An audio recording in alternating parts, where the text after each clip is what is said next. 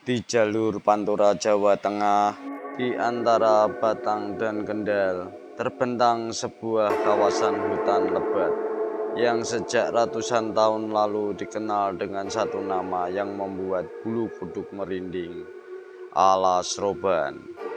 Bagi sebagian orang, Alas Roban hanyalah hutan biasa yang membentang di sepanjang jalan raya. Namun bagi para sopir malam, penduduk lokal, dan persiarah lama, Alas Roban adalah tempat pertemuan antara sejarah kelam, darah, manusia, dan makhluk tak kasat mata.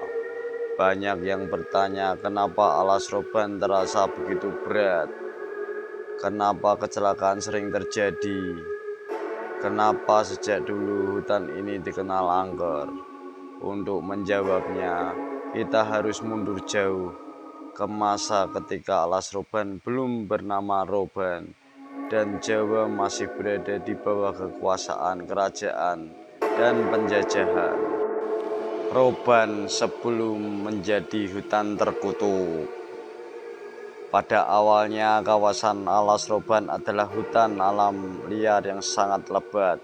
Pohon-pohon raksasa tumbuh rapat, akar menjalar seperti ular, dan cahaya matahari hampir tidak pernah menyentuh tanah. Nama Roban diyakini berasal dari kata Jawa kuno, roban atau reban, roboh, runtuh, hancur, menggambarkan banyaknya pohon tumbang dan tanah yang labil.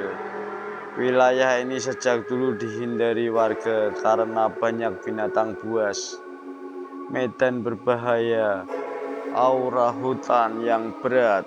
Namun segalanya berubah drastis pada abad ke-18 ketika VOC Belanda mulai membangun jalur perdagangan Pantura, jalan darah zaman kolonial. Untuk mempercepat distribusi rempah dan hasil bumi, Belanda memerintahkan pembangunan jalan besar Pantura, termasuk menembus Alas Roban. Masalahnya, tanahnya curam, hutan terlalu lebat, banyak rawa dan jurang. Solusi Belanda sangat kejam. Mereka memperkerjakan rakyat pribumi sebagai pekerja paksa. Ribuan orang dari desa-desa sekitar dipaksa menebang hutan, menggali tanah, mengangkut batu tanpa alat memadai. Banyak yang kelaparan, sakit, tertimbun longsor, mati kelelahan. Mayat mereka tidak dimakamkan secara layak. Sebagian dikubur seadanya, sebagian dibiarkan membusuk di hutan. Konon, tanah Alas Roban menyerap darah dan jeritan manusia selama puluhan tahun. Sejak itu, warga percaya Alas Roban bukan sekedar hutan, tapi kuburan massal tanpa nisan. Perang, pelarian, dan penghilangan. Selain pekerja rodi, Alas Roban juga menjadi tempat persembunyian pejuang, jalur pelarian tahanan, lokasi eksekusi diam-diam pada masa perlawanan dengan rakyat Jawa, perang Diponegoro, masa penjajahan Jepang. Banyak orang dikejar serdadu melarikan diri ke hutan, tidak pernah kembali. Penduduk sekitar sering menemukan senjata tua, tulang belulang, pakaian perang terkubur tanah. Namun anehnya, setiap kali ditemukan dan dipindahkan, kejadian aneh mulai muncul. Orang sakit mendadak, hewan ternak mati, mimpi buruk massal. Sejak itu, warga memilih tidak mengusik apapun di Alas Roban. Lahirnya legenda Alas Roban.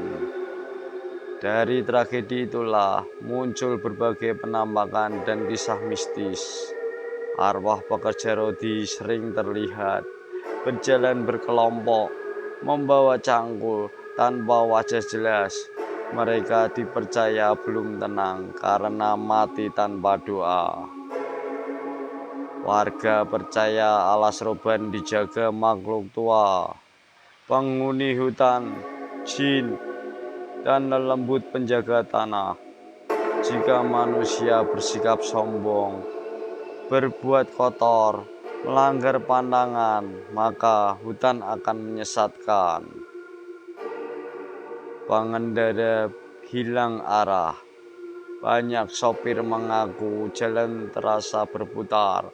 Melihat desa yang tidak ada, dihentikan sosok misterius, padahal mereka masih di jalur yang sama.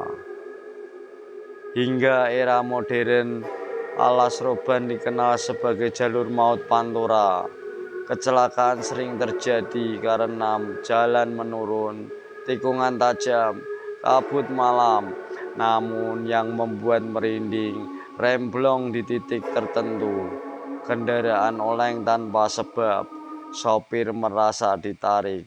Penduduk percaya itu bukan sekedar kecelakaan, tapi teguran dari penunggu hutan.